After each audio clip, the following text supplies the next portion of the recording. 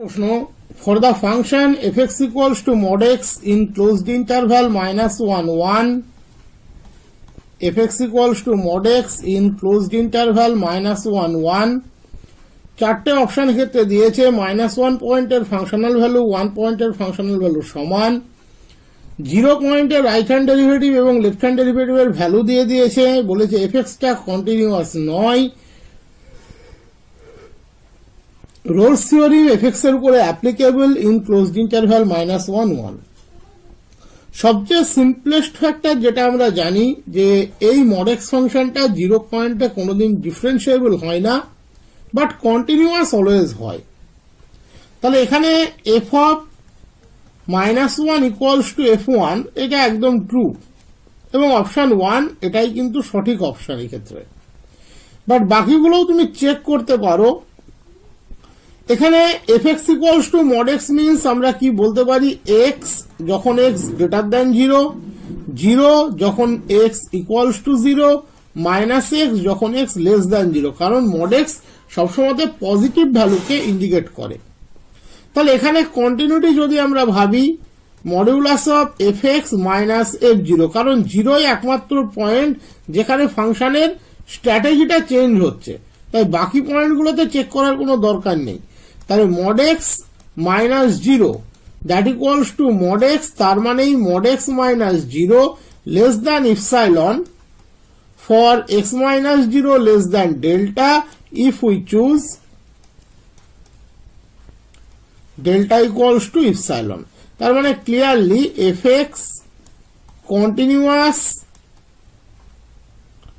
at x equals to 0, একমাত্র 0 পয়েন্টে check করার দরকার, বাকিগুলোতে এমনি কন্টিনিউয়াস, কারণ ফাংশন সিঙ্গেল স্ট্রাকচার হোল্ড করছে।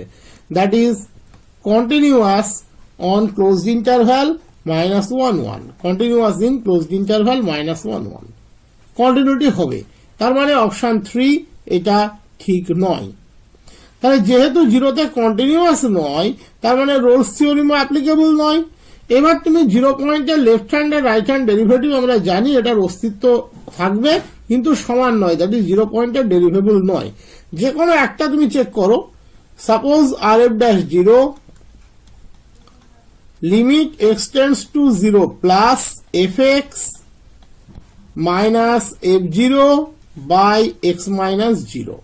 যেহেতু x টেন্ডস টু 0 প্লাস, তার মানে x 0 থেকে বড় এবং 0 কে ডান দিক থেকে অ্যাপ্রোচ করছে, তাহলে x মাইনাস 0 বাই x, তার মানে limit x tends to 0 plus x by x that is 1।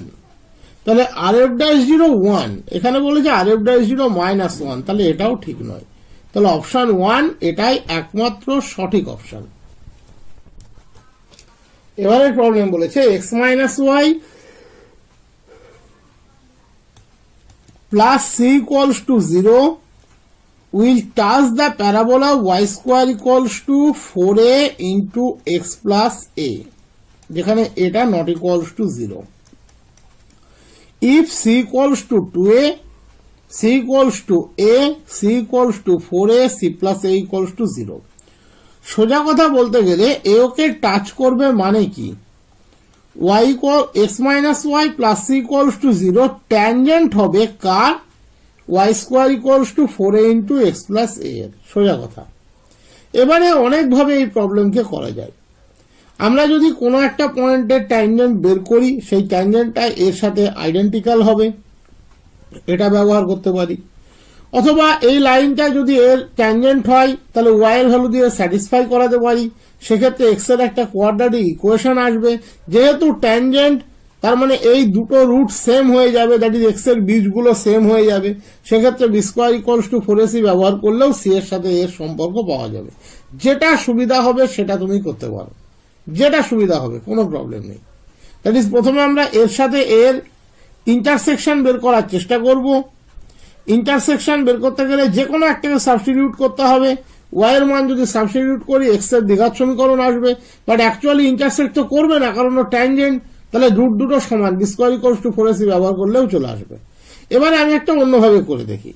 Late এটা tangent to this at x1 y1, আমি ধরে নিলাম এর x1 y1 পয়েন্টের যে ট্যানজেন্ট সেটা হলো এটা। তাহলে ট্যানজেন্ট ইকুয়েশন আমরা সংক্ষেপে লিখি T equation of y square equals to 4a into x plus a at x1 y1 is কত হবে? আমি শর্ট টেকনিক শিখিয়েছিলাম এর আগে। y স্কোয়ার হয়ে গেল y1, এখানে আছে 4ax, তার মানে 2a into x plus x1 plus 4a square, এর কোনো পরিবর্তন নেই। তার মানে 2ax minus y1 plus 2ax1 plus 4a square this equals to 0। এটা হলো থিওরিটিক্যালি ট্যানজেন্টের ইকুয়েশন। আর গিভেন ইকুয়েশন বলছে x minus y plus c equals to 0 হচ্ছে ট্যানজেন্ট। তাহলে যদি আমরা দুটোকে কম্পেয়ার করি তাহলে 2a by 1 equals to y1 by 1 equals to 2ax1 plus 4a square divided by c, এটা আমরা লিখতে পারবো। তার মানে এখান থেকে আমরা পাচ্ছি y1 সমান 2a, আর কি পাচ্ছি c into 2a that equals to 2ax1 plus 4a square. এবারে y1 হচ্ছে 2a আর c into 2a equals to this. আমরা কি জানি x1 y1 পয়েন্টের ট্যানজেন্ট যে পয়েন্ট আমরা বের করছি সেও কনিককে স্যাটিসফাই করে। তাহলে y1 স্কোয়ার সমান 4a into x1 plus a, actually এটা আমরা লিখতে পারি। তার মানে এখান থেকে আমরা 4a square equals to 4a square plus 4a x1 লিখতে পারছি। তার মানে x1 ইকুয়ালস টু হচ্ছে 0। দ্যাট ইজ অ্যাকচুয়ালি যে পয়েন্টে আমরা ট্যানজেন্ট বের করছি পয়েন্টের কোঅর্ডিনেটটা এখান থেকে পাওয়া গেল, সেটা হলো 0,2a। তাহলে এখানে তুমি x1 এর জায়গাতে 0 বসিয়ে দাও, তাহলে c into 2a equals to 4a square, that is c equals two 2a। This is the relation. a not equals to 0 cancel করতেই পারো, তাহলে অপশন 1 রাইট অপশন। এটা গেল একটা প্রসিডিওর। আর কেউ যদি মনে করে ওই পয়েন্ট অফ ইন্টারসেকশন দিয়ে বের করবো সেটাও করতে পারে, সেটাও হবে, কোনো অসুবিধা নেই। এবারের problem, limit n tends to infinity summation r equals to 1 to n square divided by n square plus r square to the power 3/2, তার মান কত হবে? তুমি পরিষ্কার দেখতে পাচ্ছ এখান থেকে তুমি একটা কমন নিতে পারছো n স্কোয়ার, যেটা বাইরে আসলে হয়ে যাবে n কিউব, কারণ এখানে পাওয়ারটা আছে 3/2। তাহলে that equals to limit n tends to infinity, এখান থেকে কমন নিচ্ছি n স্কোয়ার, সেটা ব্র্যাকেটের বাইরে আসলে হয়ে গেল n কিউব, এখানে ছিল n স্কোয়ার, তাহলে আলটিমেট ক্যান্সেলেশন হয়ে 1/n। r equals to 1 to n, 1 by 1 plus r by n তার স্কোয়ার টু দি পাওয়ার 3/2। আমরা জানি যেহেতু এখানে 1 by n আছে, তার মানে ইন্টিগ্রেশন লিমিট হবে 0 to 1, R r by n কে আমরা রিপ্লেস করব x দিয়ে, that is integration 0 to 1 dx by 1 plus x square to the power 3/2। এটা হলো অ্যাকচুয়াল ইন্টিগ্রেশন। এবারে আমরা এটাকে সিম্পলিফাই করার জন্য ডেফিনেটলি পুট করব x equals to tan theta. তাহলে লিমিটটা ইন্টারচেঞ্জ হবে কেমন? যখন x এর মান 1, থিটার মান হচ্ছে π/4, যখন x এর মান 0, থিটার মান হচ্ছে 0। তাহলে integration 0 to π/4 x tan theta, তাহলে dx sec square theta d theta. x যদি tan থিটা হয় আমরা জানি dx হবে sec square theta d theta. 1 plus x square, তার মানে 1 plus tan square theta, that is sec square theta to the power 3/2, তার মানে আলটিমেট sec কিউব থিটা। তাহলে integration 0 to π/4 cos theta d theta. আমরা জানি cos থিটার integration হচ্ছে sin theta, যার লোয়ার লিমিট হলো 0 upper limit pi by 4, sine 0 0, sine pi by 4 1/√2, তাহলে অ্যান্সারটি হবে এক্ষেত্রে 1/√2, option 4 right option. n equals to 3n plus 5 by n plus 4,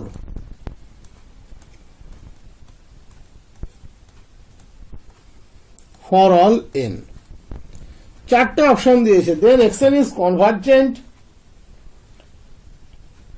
xn is monotonic increasing, xn is bounded, all of them are true. তাহলে যদি প্রথমে convergence test করি, উপর নিচে যদি আমরা n দিয়ে ভাগ করি, তাহলে xn equals to 3 plus 5 by n by 1 plus 4 by n. n tends to infinity, the 1 by n tends to 0, তাহলে limit xn that equals to 3, তার মানে definitely sequence convergent, তাহলে xn convergent. Every convergent sequence in R is bounded, তার মানে অবশ্যই xn bounded. যেহেতু MCQ দুটো option ঠিক হয়েছে, তার মানে অবশ্যই আমরা আরেকটা চেক না করেই বলতে পারি all of them are true, এটাই সঠিক অপশন হবে। এবার মনোটনিক ইনক্রিজিং তুমি চেক করে দেখে নিতে পারো। মনোটনিক ইনক্রিজিং চেক করতে গেলে আমাদেরকে চেক করতে হয় xn প্লাস 1 বাই xn, তাহলে 3 into n plus 1 plus 5 divided by n plus 1 plus 4, that is n plus 5 minus 3n plus 5 divided by n plus 4, তাহলে উপরে 3n plus 8 by n plus 5 minus 3n plus 5 by n plus 4, তাহলে 3n plus 8 গুণ n plus 4 minus 3n plus 5 গুণ 3n plus 5 divided by n plus 5 গুণ n plus 4, তাহলে 3n square plus 12n plus 8n plus 32 minus 3n square minus 5n minus 15n minus 25 by n plus 5 গুণ n plus 4। 3n square আমরা cancel করলাম, এদিকে 12 plus 8 হচ্ছে 20 minus 5 20 minus 5 15, 15 minus 15 0, তাহলে ultimate এই portion গুলো কেটে গেল। তাহলে এখানে পড়ে থাকলো হচ্ছে 32 minus 25, that is 7 by n plus 5 গুণ n plus 4 greater than 0, that is xn plus 1 greater than xn for all n, implies sequence xn is monotonic increasing. তার মানে এখানে সব অপশনগুলোই ঠিক, বেস্ট অপশন হিসেবে তোমাকে নিতে হবে all of them are true. তুমি যদি অন্যটাতে মারো তাহলে কিন্তু হবে না, কারণ এটা এমসিকিউ। এক্ষেত্রে টপ মোস্ট অ্যান্সার যেটা সেটাকে সবসময় কালেক্ট করা হয়, তাহলে all of them are true, এটাই সঠিক অপশন।